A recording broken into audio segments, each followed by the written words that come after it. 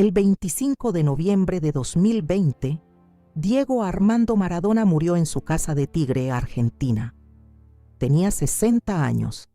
Los médicos que lo atendieron en sus últimas semanas describieron un cuerpo que había llegado al límite. El corazón cedió. Pero lo que pocos saben, lo que rara vez se menciona cuando se habla de él, es que llevaba casi 20 años conviviendo con diabetes tipo 2.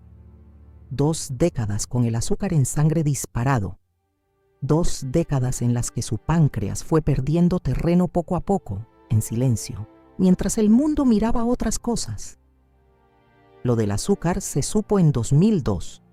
Los médicos lo diagnosticaron cuando su cuerpo ya acusaba el peso de años de excesos. Y hay algo en esa historia que no es exclusiva de Maradona. Algo que se repite cada día en millones de familias hispanas. Un hombre que no sabe lo que tiene. Una mujer a su lado que intuye que algo va mal, pero no tiene la información que necesita. Y una enfermedad que avanza despacio, sin dolor, sin avisar, hasta que un día el análisis de sangre muestra algo que ya llevaba años ocurriendo.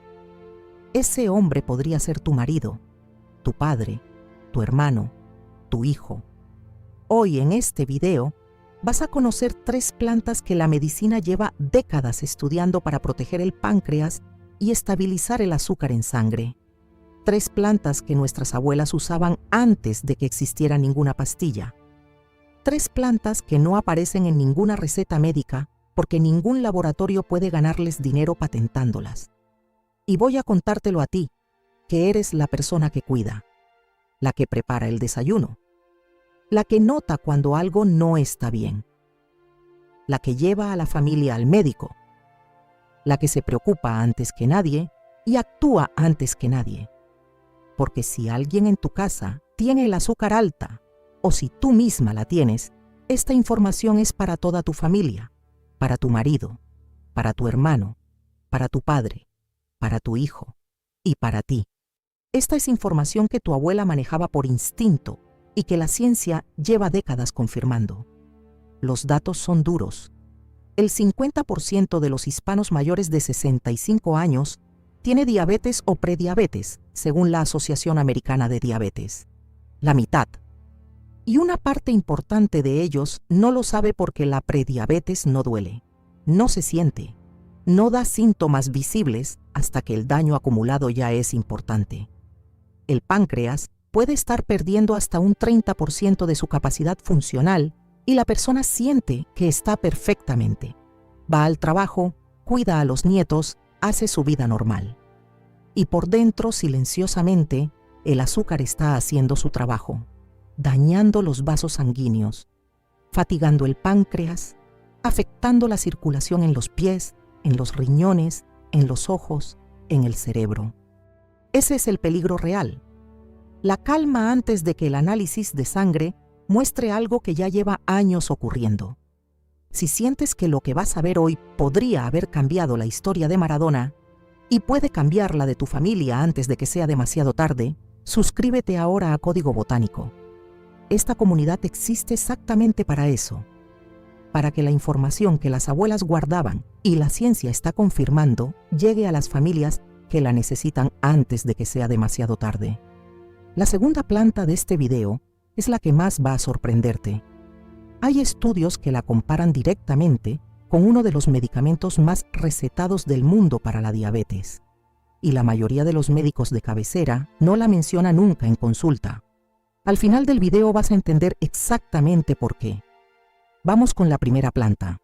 En las montañas del Cáucaso, en las regiones frías de Irán y en los valles húmedos del norte de China, crece un arbusto espinoso de madera amarilla que durante siglos los curanderos locales usaban para los problemas del hígado y del estómago. Lo llamaban agracejo. En árabe lo conocían como ambarbaris. En los textos de medicina tradicional china del siglo XIV ya aparece descrito como regulador de los órganos internos y purificador de la sangre. Las abuelas de las aldeas del Kurdistán lo hervían en agua y lo tomaban cada mañana antes de comer. Lo hacían por instinto, por una sabiduría acumulada durante generaciones que no necesitaba explicación científica para funcionar. Ese arbusto contiene un compuesto que hoy la ciencia estudia con una atención que hace 20 años habría parecido exagerada. Se llama berberina. La berberina es un alcaloide de color amarillo intenso que se extrae de la corteza, las raíces y las hojas del agracejo y de otras plantas del mismo género. Lo de alcaloide no es un término técnico vacío, es la misma categoría química a la que pertenecen la cafeína y la quinina. Los alcaloides son compuestos que las plantas producen como mecanismo de defensa y que en dosis controladas tienen efectos farmacológicos muy potentes en el organismo humano. Las abuelas del Kurdistán no sabían nada de alcaloides ni de enzimas, pero sabían que el agracejo hervido cada mañana mantenía a los ancianos de la familia con más energía, con mejor digestión, con la sangre más limpia. Esa frase, la sangre más limpia, resultó ser más precisa de lo que nadie imaginaba. En 2012, un equipo de la Universidad de Pekín publicó uno de los estudios más citados en endocrinología de los últimos 15 años.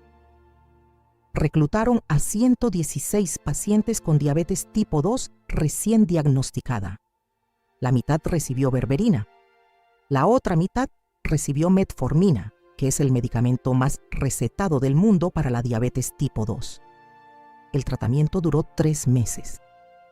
Al finalizar, los dos grupos mostraron resultados comparables en el control de la glucosa en ayunas, en la hemoglobina glicosilada y en los lípidos en sangre. La berberina no quedó por debajo, quedó a la par 3 meses, resultados comparables al medicamento más prescrito del planeta, con un compuesto que los curanderos del Cáucaso usaban siglos antes de que existiera ningún laboratorio farmacéutico. El mecanismo que explica ese resultado se llama activación de la AMPK. La AMPK es una enzima que actúa como interruptor metabólico del organismo. Cuando se activa, le indica a las células que absorban glucosa con más eficiencia, que reduzcan la producción excesiva de glucosa en el hígado y que mejoren la sensibilidad a la insulina en los tejidos periféricos. La berberina activa ese interruptor y lo hace por una vía diferente a la metformina, lo que significa que sus efectos secundarios son distintos y en muchos casos más tolerables para personas mayores de 60 años que tienen el estómago sensible o que ya toman varios medicamentos. Pero hay algo más que la berberina hace y que tiene relevancia directa para la salud cardiovascular de toda la familia. Mejora el perfil lipídico. En los mismos estudios que midieron su efecto sobre la glucosa, se documentó también una reducción significativa del colesterol LDL y de los triglicéridos. Para una persona mayor de 60 años con azúcar alta, ese efecto adicional tiene mucho peso. El azúcar alta y el colesterol alto son compañeros frecuentes, van juntos, y la berberina trabaja sobre los dos al mismo tiempo por mecanismos distintos pero complementarios. Los investigadores también han documentado un efecto de la berberina sobre la microbiota intestinal. El intestino de una persona con diabetes tipo 2 tiene una composición bacteriana diferente a la de una persona sana. Hay menos diversidad, menos bacterias beneficiosas, más inflamación de bajo grado en la mucosa intestinal.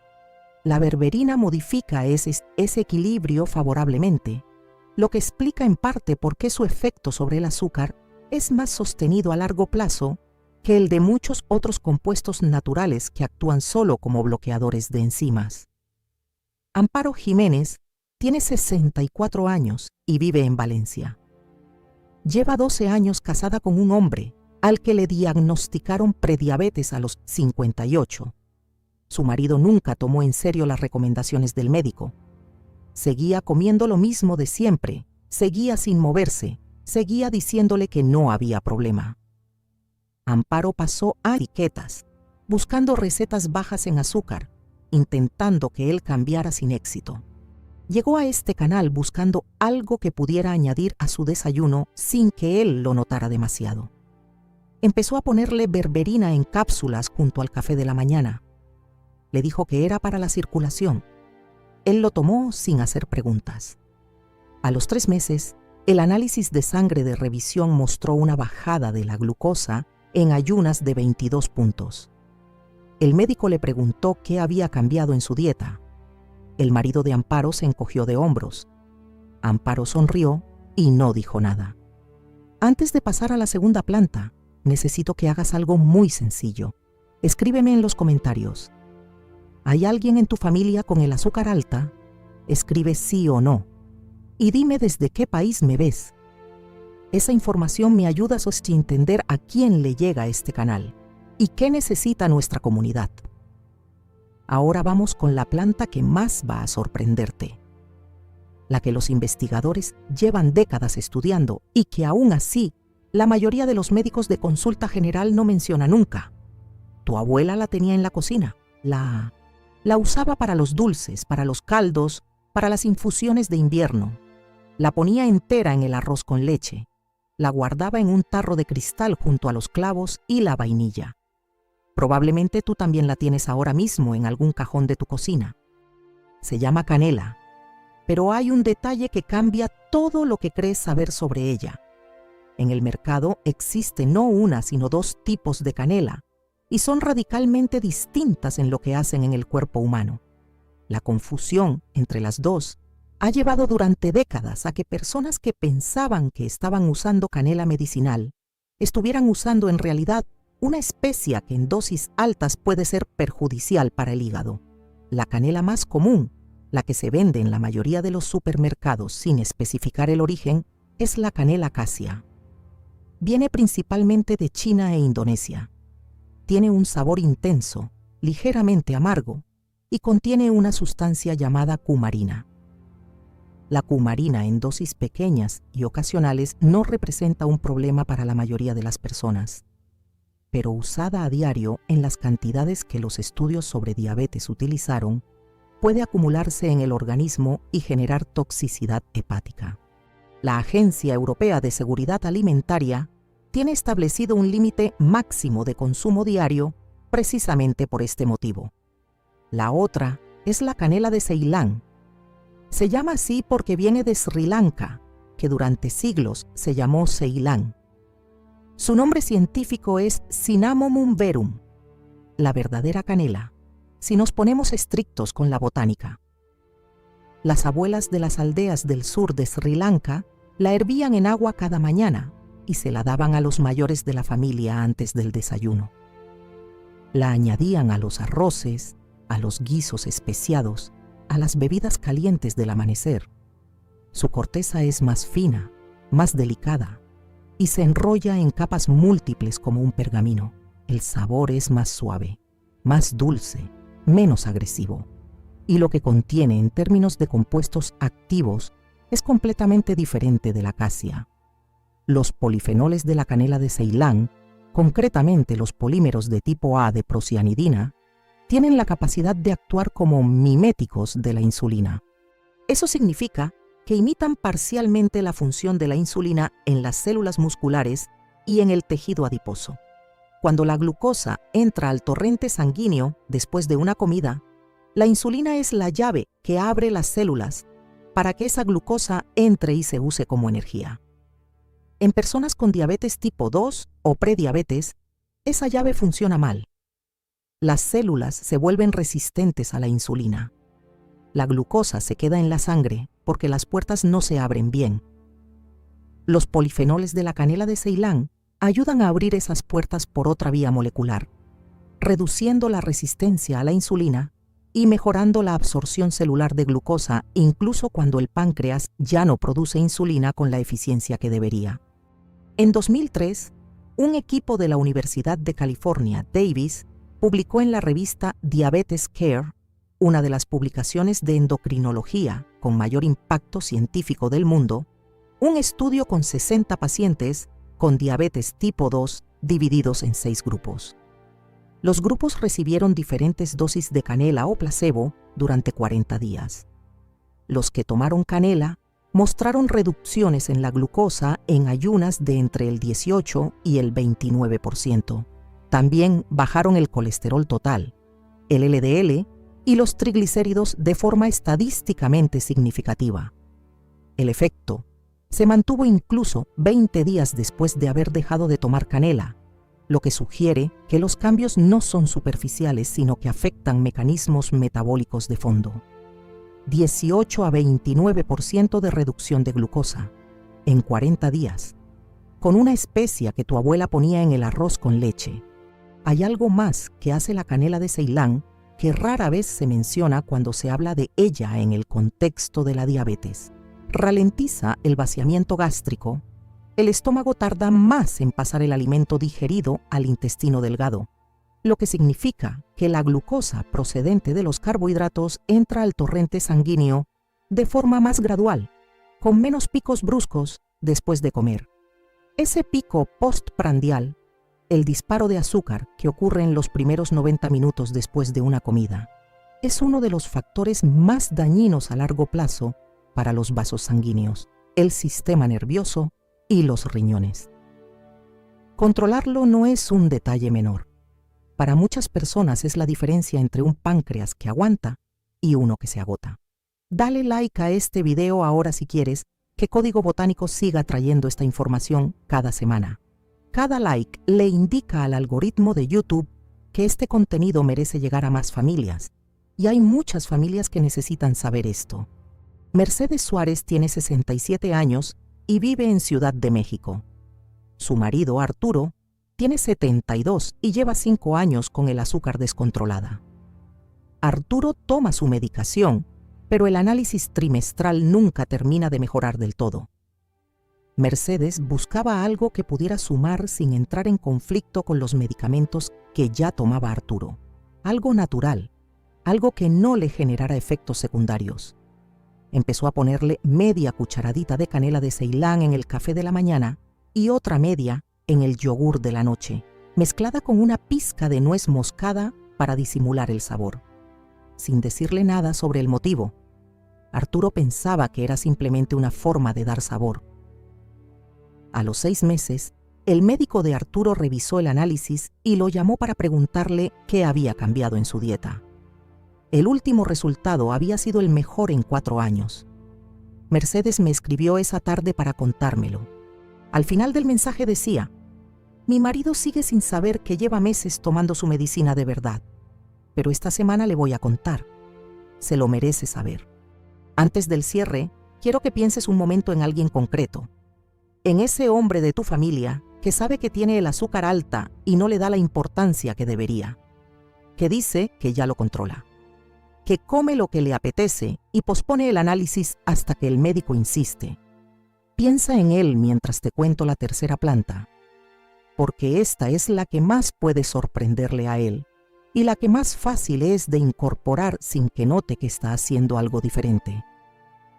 En el Mediterráneo oriental, en las costas de Turquía, en los campos del norte de la India y en las aldeas de Etiopía, hay una planta que durante siglos formó parte del pan cotidiano. Literalmente, sus semillas se molían y se añadían a la harina porque daban consistencia, sabor y saciedad. En árabe la llaman ulba. En hebreo aparece descrita en textos del Talmud. Los griegos la llamaban telis. Los textos de medicina ayurvédica del siglo XV la describen como planta para regular la sangre y fortalecer el páncreas. Las abuelas egipcias las tostaban en seco en una sartén de barro y las masticaban despacio antes de las comidas principales.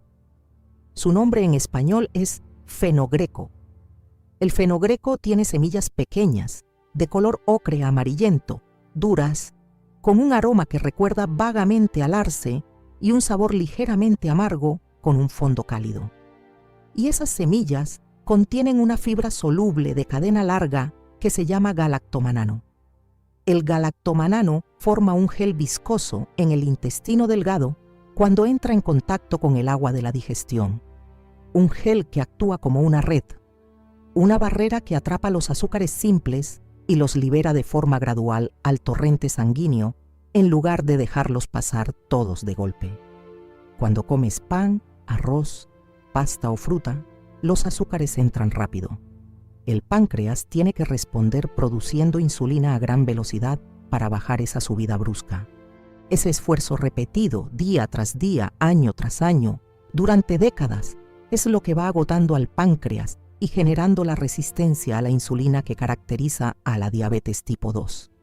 El galactomanano del fenogreco frena ese proceso en su origen, le da tiempo al páncreas, ralentiza la curva de glucosa postprandial para que el órgano pueda responder con más calma, con menos urgencia, con más eficiencia y durante más años.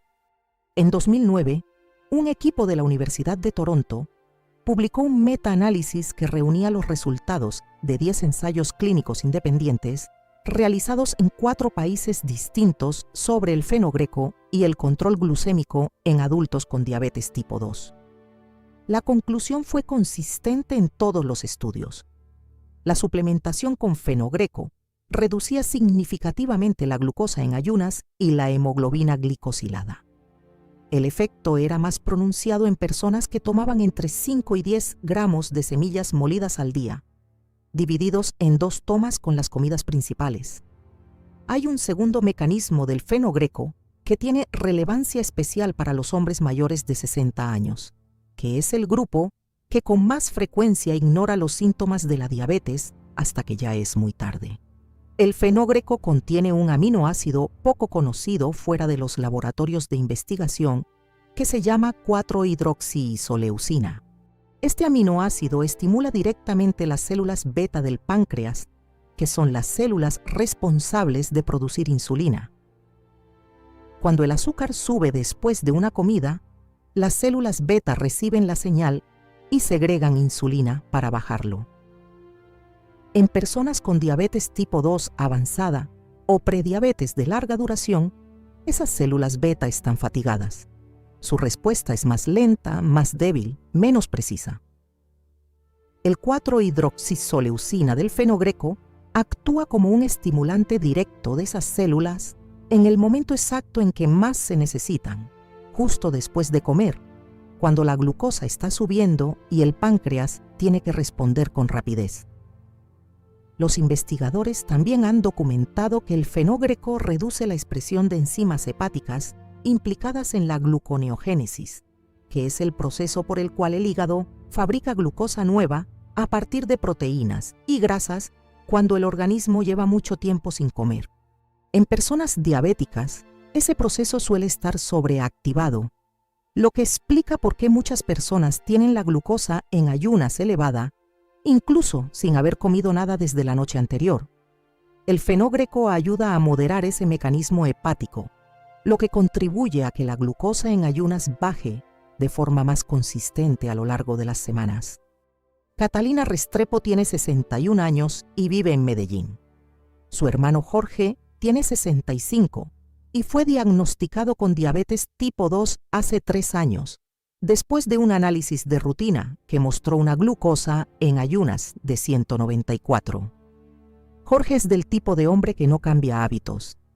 Lo intentó durante 2 semanas con la dieta que le dio la nutricionista y lo dejó, pero acepta sin problema lo que le prepara su hermana desde que eran niños, porque confía en ella.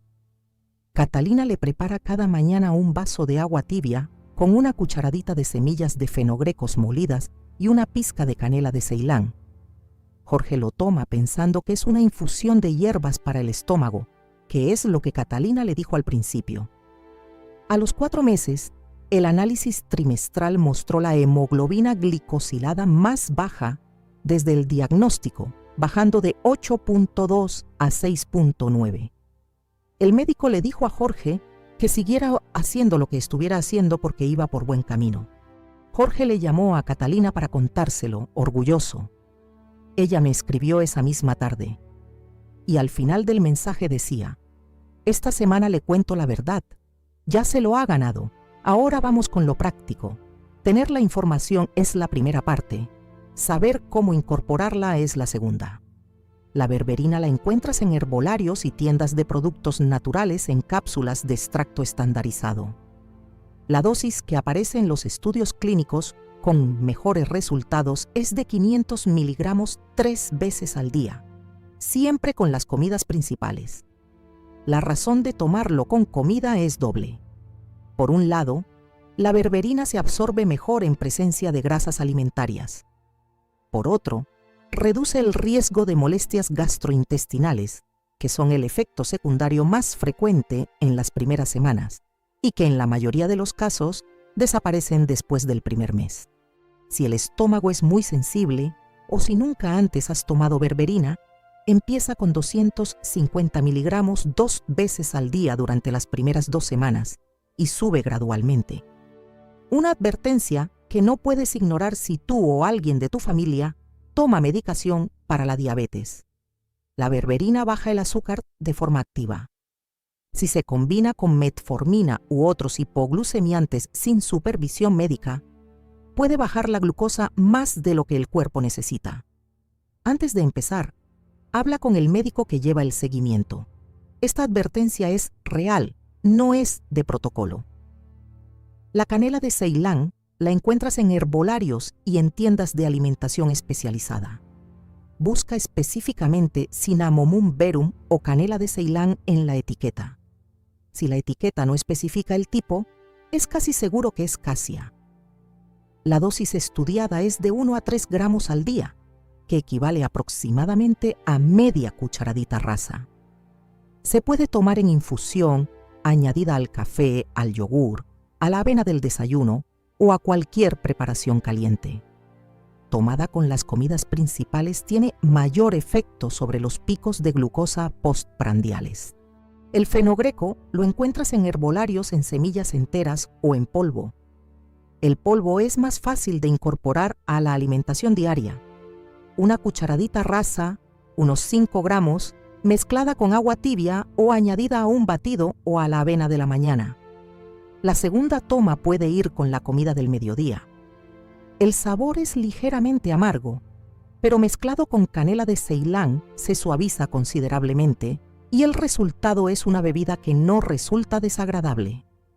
Muchas personas de nuestra comunidad toman los dos juntos en la misma infusión de la mañana, lo que además suma los efectos de los dos mecanismos distintos actuando al mismo tiempo sobre la glucosa. Las 3 plantas son compatibles entre sí. Sus mecanismos de acción son diferentes y se complementan. La berberina actúa a nivel celular activando la AMPK. La canela de Ceilán imita parcialmente la insulina y ralentiza la absorción de azúcares. El fenogreco forma una barrera física en el intestino y estimula las células beta del páncreas. 3 frentes distintos, 3 líneas de defensa sobre el mismo problema. Si decides empezar con las 3, lleva un registro simple durante las primeras 8 semanas. Anota la glucosa en ayunas cada mañana antes de tomar nada. Si tienes acceso a un glucómetro, ese registro es suficiente. Al final tendrás una referencia clara de lo que ha cambiado y podrás mostrársela al médico en la próxima revisión. Y como siempre en este canal, esta información es para que tú y tu familia tomen decisiones más informadas. Las 3 plantas tienen evidencia científica documentada en revistas indexadas de acceso público. Sus efectos han sido medidos con rigor en ensayos clínicos con pacientes reales, pero no sustituyen el seguimiento médico ni la medicación prescrita. Son un complemento, no un reemplazo. Si alguien de tu familia toma medicación para la diabetes, cualquier cambio debería consultarse con el médico que lleva su caso. De estas 3 plantas, la berberina, la canela de Ceilán y el fenogreco, escríbeme en los comentarios cuál conocías antes de llegar a este video. Y si hay alguien en tu familia a quien vayas a mandarle este video ahora mismo, cuéntamelo también. Ese dato me ayuda a entender cómo llega esta información y a quién le está cambiando algo.